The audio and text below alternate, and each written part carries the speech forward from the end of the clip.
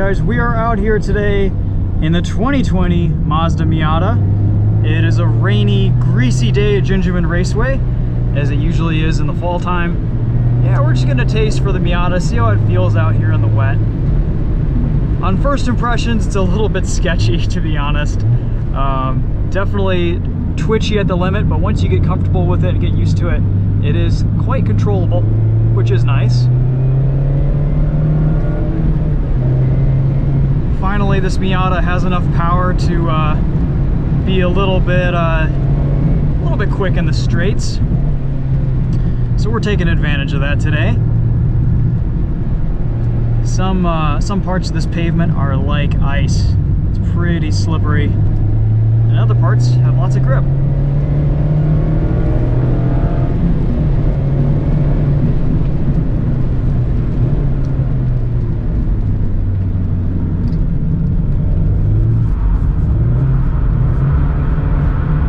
Like I said, once you get this thing past the limit, it's relatively controllable.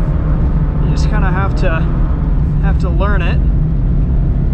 Not as easy to drift as the BRZ, but it's not bad.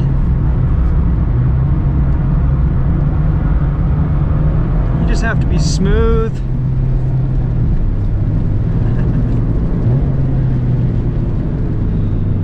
These cars are so much fun.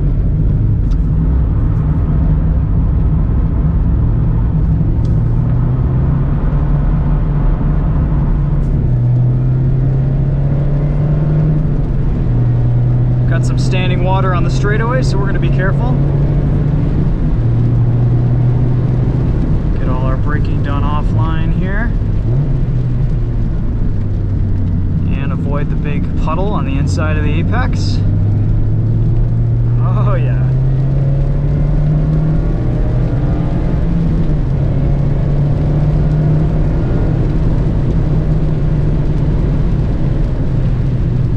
These are usually the days when I would bring out the BRZ and burn off an old set of winter tires.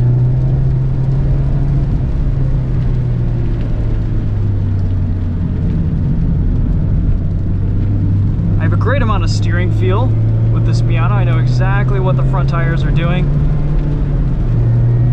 It seems like Mazda made some incremental improvements in steering feel after 2019 when they came out with the ND2 Miatas.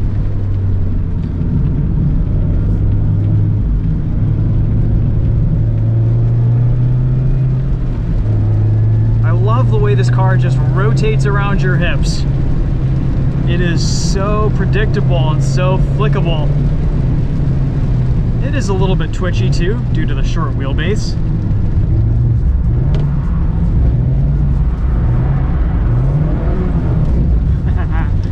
It is definitely tight in here. Haven't been in a Miata in a while, and this one is definitely smaller than the rest.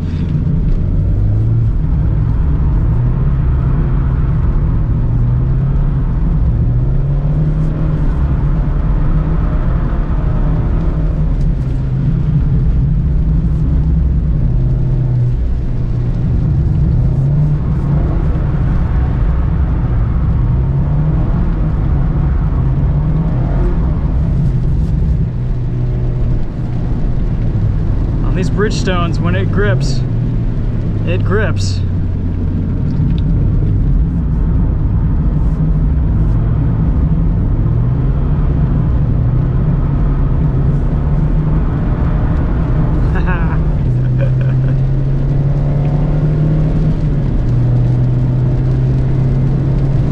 We spent a day last year at M1 Concourse tracking one of these Miatas. It was an RF. And it was just such a well-sorted car. I couldn't believe how nicely the brakes lasted for some pretty long driving sessions. Even with stock fluid, the Brembos will hold up to quite a lot of abuse on track.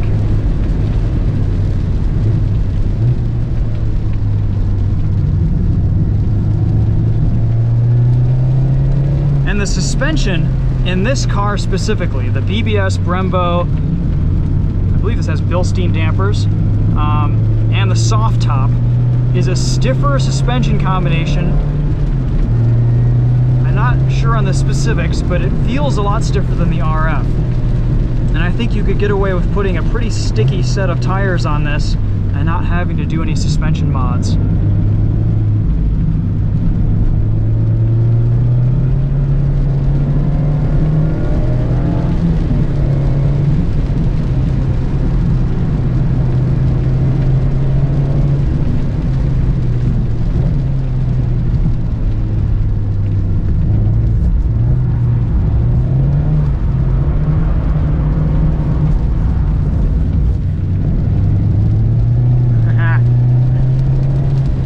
Pavement changes back there, and it's pretty difficult to keep a slide going through all of it.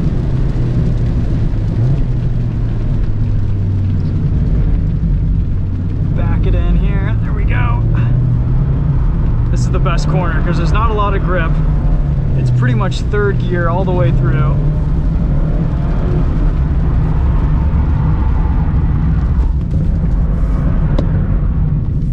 And there's a spin. Kept it on track. Luckily no one else is out here today, so we're good.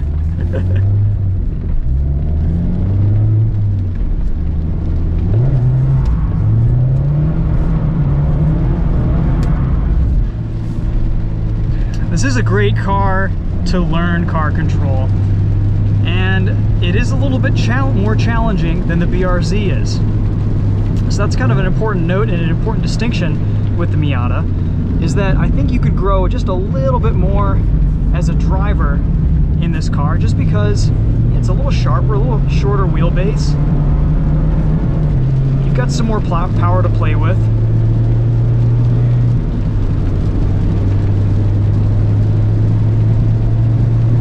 There's definitely a sharper edge, especially to this ND2. This is kind of a first for the Miata. People have been complaining about the power and about the suspension softness for years, and this finally gives you a good amount of horsepower, and it stiffens up that suspension quite a lot.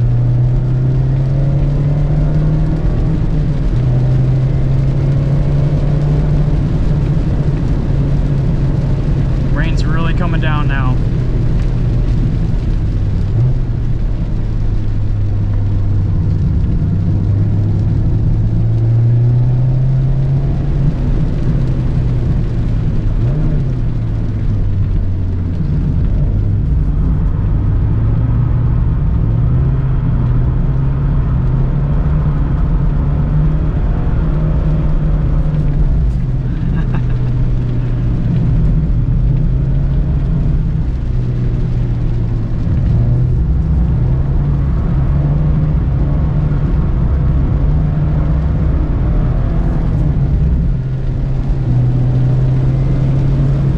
Well, we can't really push this car too much, and if you want to see some more in-depth track impressions on the ND Miata, be sure to check out my video that I uploaded last year at M1 Concours.